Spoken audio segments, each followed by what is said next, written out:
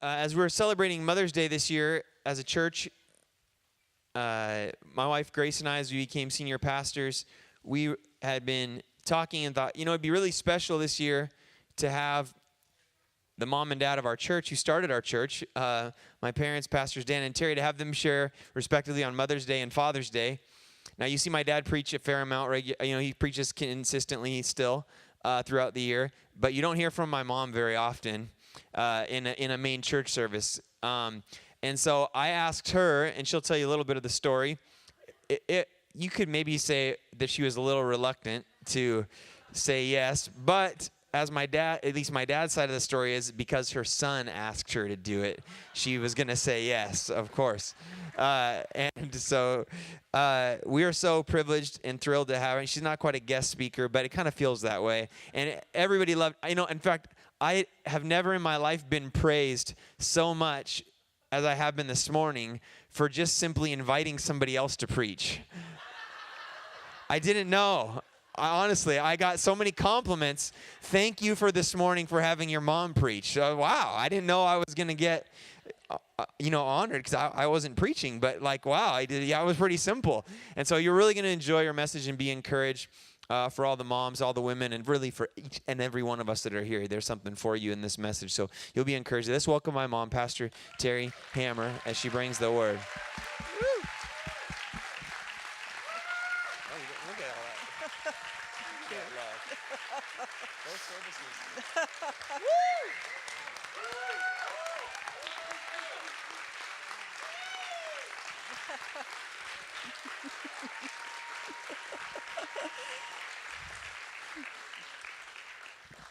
I don't know. This is a strange feeling being introduced by your son.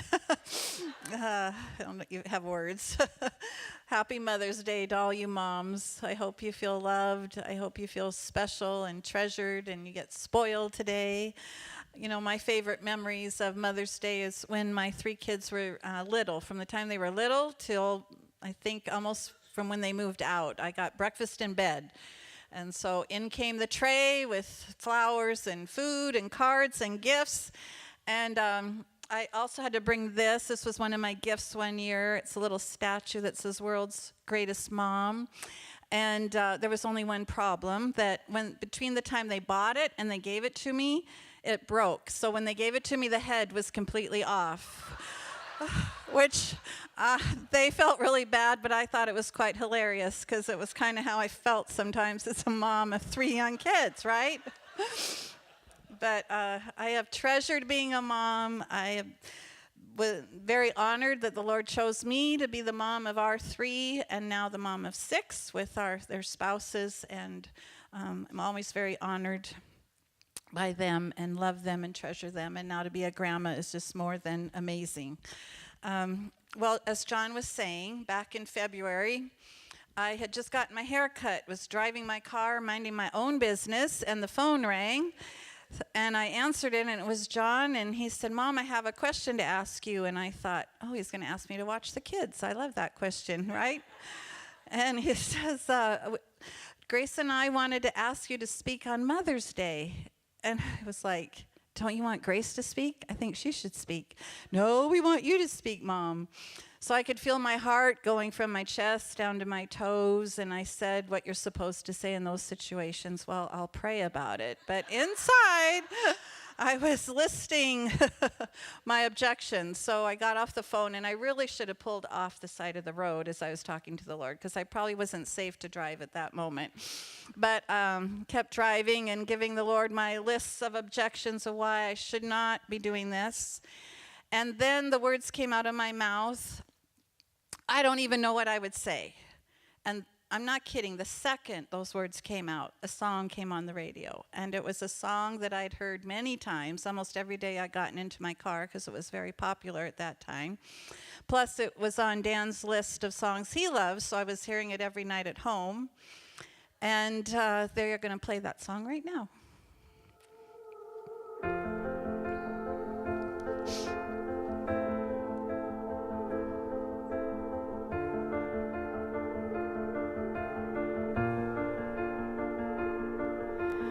I keep fighting voices in my mind that say I'm not enough.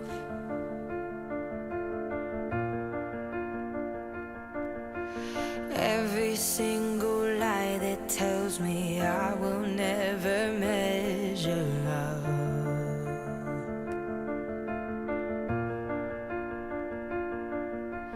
Am I more than just the sum of every high and every low?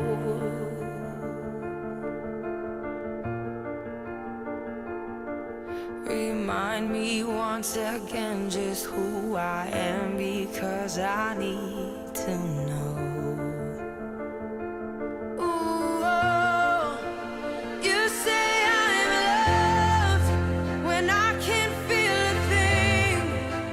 You say I'm strong when I think I'm weak. And you say I am held when I am falling short. And when I don't belong, oh, you say I am yours. And I believe, oh, I believe what you say of me. I believe the only thing that matters now is everything you think of me.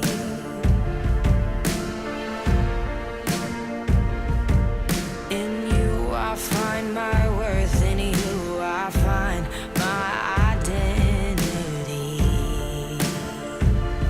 Ooh, oh, you say I'm loved when I can't feel a thing. You say I'm strong when I think I'm weak. And you say I am held when I am falling short.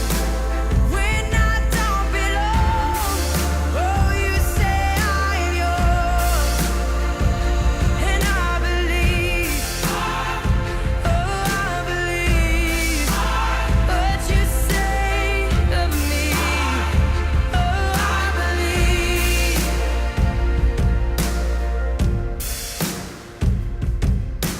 Taking all I have and now I'm laying it at your feet.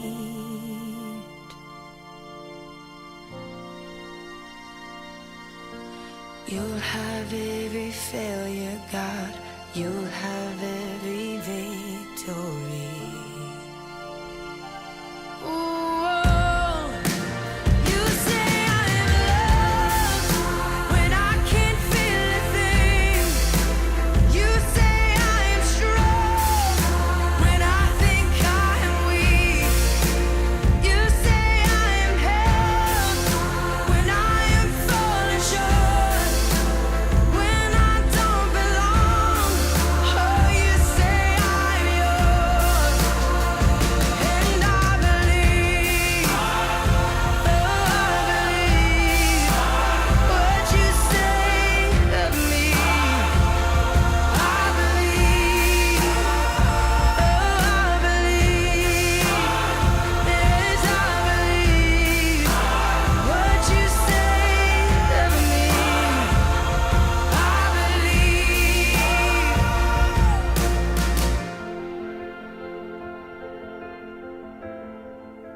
So that day in the car, even though I'd heard that song countless times, it was like I was hearing it for the first time, because I was hearing it from the heart of a mother.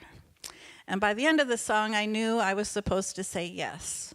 But I also thought, God, you are really not fair. So I went to call John back right away, and then I thought, no, I think I'll let him wait a few days for my response.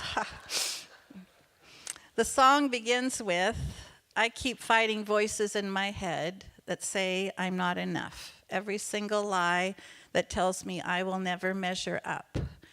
And I have been a mom for about 39 years now, and I thought of all the times I've heard moms say, myself included, I am not enough. I don't measure up. It's a lie that the enemy has tried to convince us that is true since the beginning of time. As Eve was in the garden, told she could eat out of every tree except one, and Satan convinced her that wasn't enough.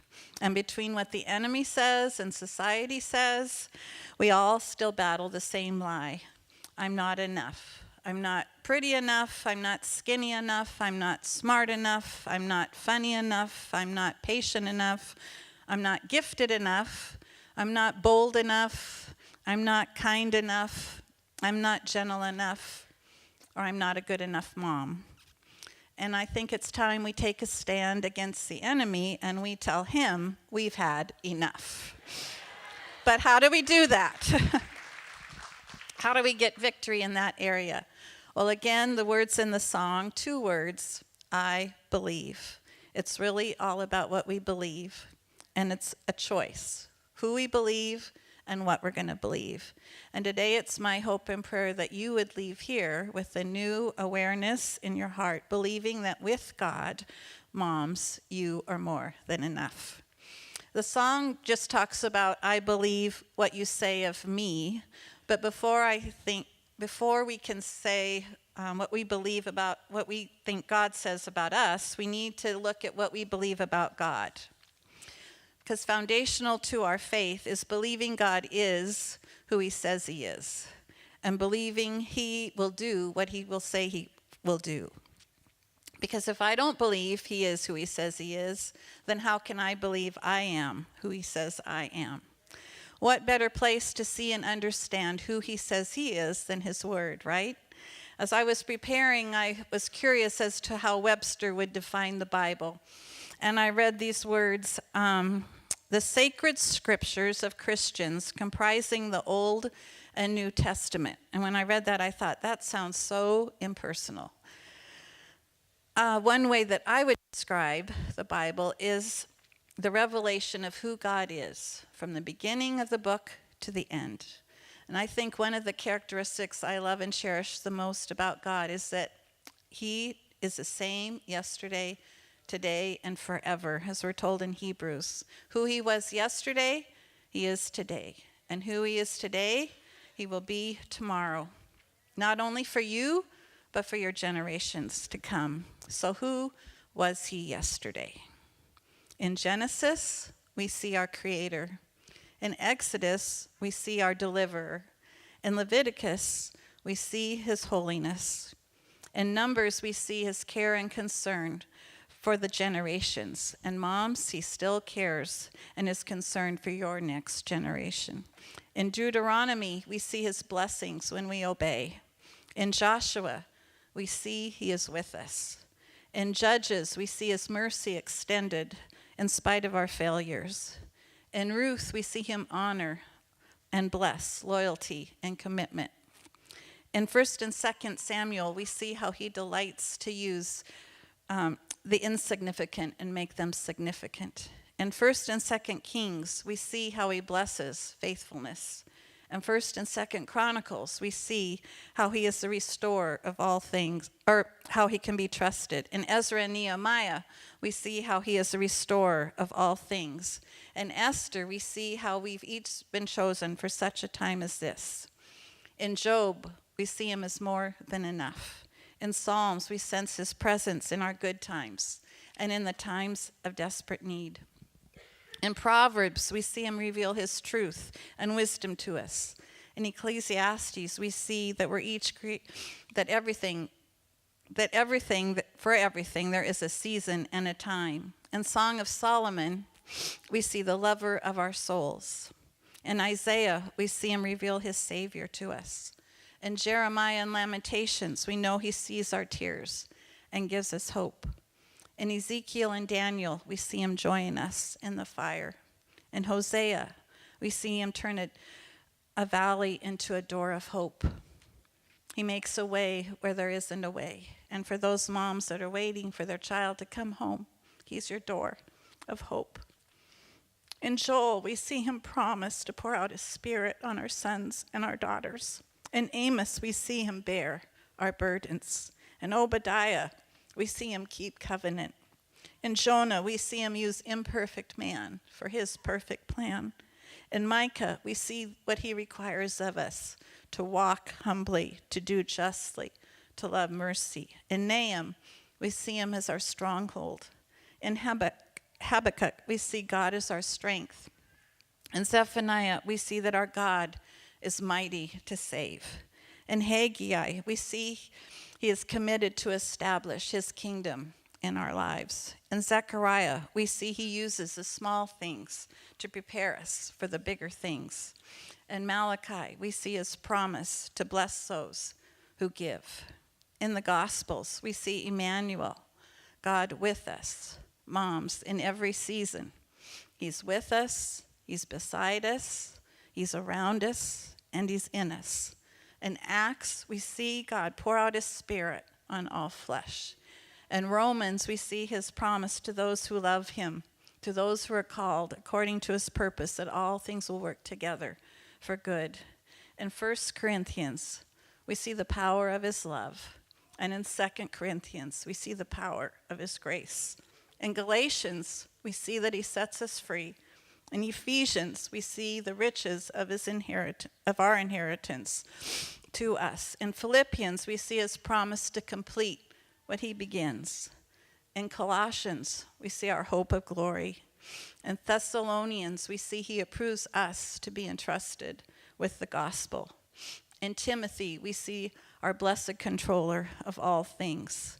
In Titus and Philemon, we see he equips us for good works. In Hebrews, we see he's the rewarder of those who diligently seek him. In James, we see he's the giver of good gifts. In Peter, we see he's chosen us. In the 3 epistles of John, we see he is love. In Jude, we see he is able. And in Revelation, we see he is the King of kings, the Lord of lords, and coming again.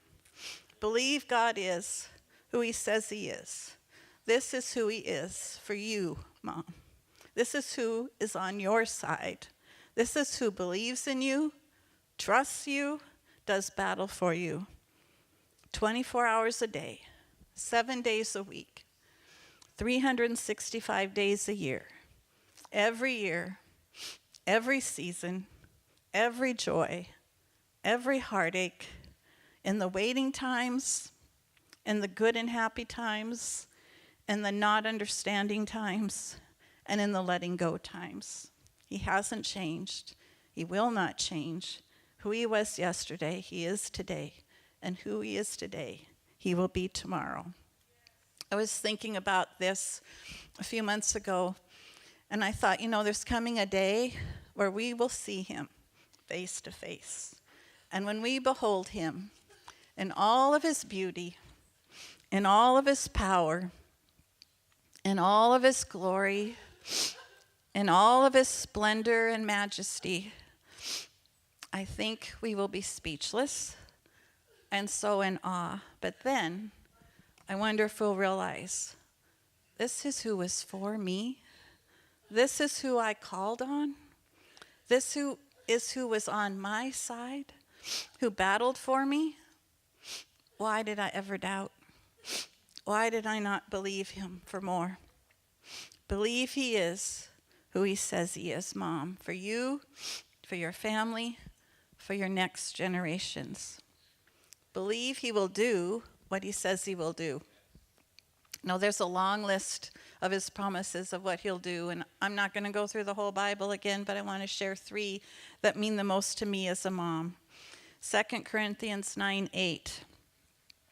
And God is able to make all grace, every favor and earthly blessings come to you in abundance, so that you may always and under all circumstances and whatever the need be self-sufficient, possessing enough to require no aid or support, and furnished in abundance for every good work. And in a few chapters over in chapter 12, my grace, my favor, my loving kindness and mercy are enough for you. That is sufficient against any danger and to enable you to bear the trouble. For my strength and power are made perfect and fulfilled and completed and show themselves most effective in your weakness. I love those verses in the Passion. God is more than ready to overwhelm you with every form of grace so that you will have more than enough, of everything, every moment, and in every way.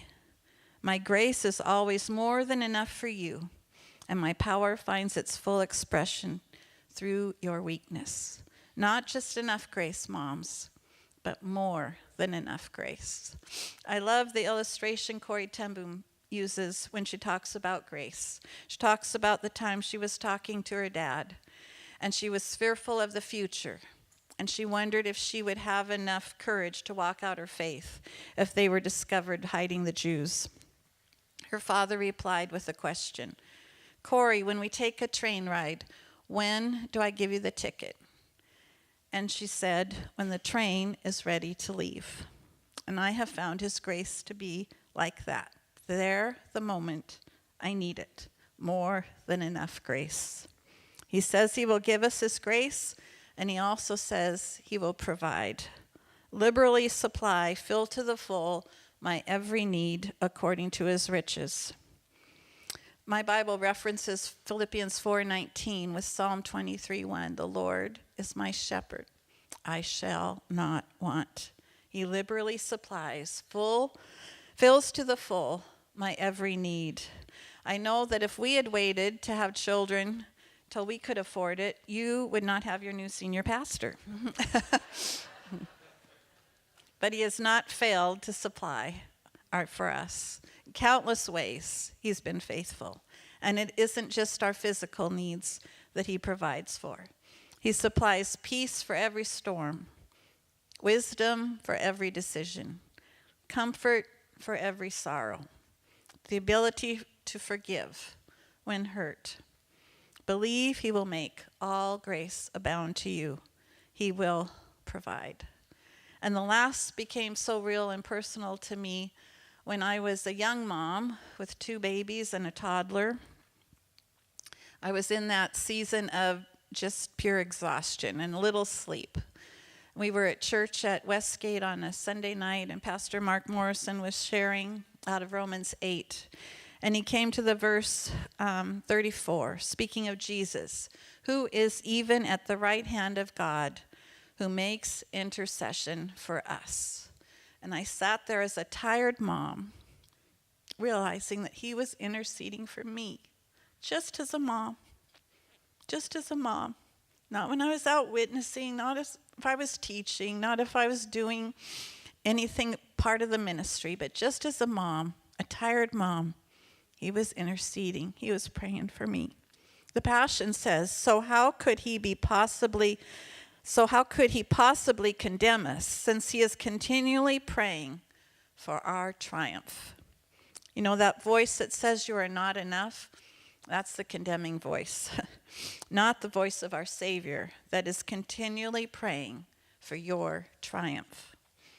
Believe that God is who he says he is. Believe that God will do what he says he will do. And believe you are who God says you are. Again, there's a long list, but we're just going to talk about 3. One of the lines in the song says, when I don't belong, you say, I am yours. Chosen. God says, you are chosen. Ephesians 1:4, he chose us, actually picked us out for himself as his own before the foundation of the world. Do you remember those times when you weren't chosen? It was painful, huh? In elementary school, if you're not picked for a game or a sport or to be someone's partner. High school, when you're not picked for the dance or the team. You know, in teaching now, I never let kids pick their own partners, and they think Mrs. Hammer is so mean. And they don't know that I'm just trying to protect that one child that's always chosen last. But God says, I chose you. And he chose you to be the mother of your children. You are the best mom for each of those kids. I will never understand why some have to wait longer than others to be a mom. And if you're one of those today, I just want you to know that our hearts are for you. His hand is outstretched. His eye is upon you. He hasn't forgotten. And I pray that you will feel his nearness today. I pray that hope will be kept alive. And we want you to know that you have a family here that believes with you. Believe you are chosen, believe you are qualified and sufficient. 2 Corinthians 3, such is the reliance and confidence that we have through Christ. Not that we are fit, but our power, ability, and sufficiency are from God. It is He who has qualified us, making us to be fit, worthy, and sufficient as ministers. You moms are ministers to your children. You're the first minister they know. You are training them, you're teaching them, you're pouring into them by your words, by your example, when you're alone in your home, when you're in the store, when you're in your car, and He makes you qualified and sufficient. Believe you're chosen, believe you're qualified and sufficient, and last, believe you are loved. You know, to illustrate that last point, I want to share a picture with you, and it's not a picture I can put up on the screen, but it's a picture I have in my heart, and it's of my dad. My parents were of the generation that education meant everything, and so they worked really hard to put us through 12 years of Catholic school, and then it was their dream that their 3 girls go to college. And I was the oldest, so I was the first to graduate from the UW. That day came, and the graduation ceremony is filled with, I don't even know how many hundreds of graduates, so they knew what color pants I had underneath my gown, so they'd be able to recognize me. And at one point, I was walking over a skyway, kind of in the Hecked Pavilion, and my parents were below, and our eyes caught each other. My dad's eyes and mine met. And he was just beaming. His eyes were so full of love. He was grinning from ear to ear, so happy. His arms outstretched over his head with the victory sign. So proud that his daughter had graduated from college. And I wanted to share that picture with you because I think on Mother's Day, it's not my Father cheering you on up there, but it's your Heavenly Father looking down on you. And He's smiling. He's beaming. He's so proud of you. He so appreciates everything you do for your children. He's so full of admiration for what you do each day, each week, each month, each year. He says, I believe in you. Believe in me. I believe God is who He says He is. Believe God will do what He says He will do. And believe you are who God says you are. Because of Him, you are more than enough.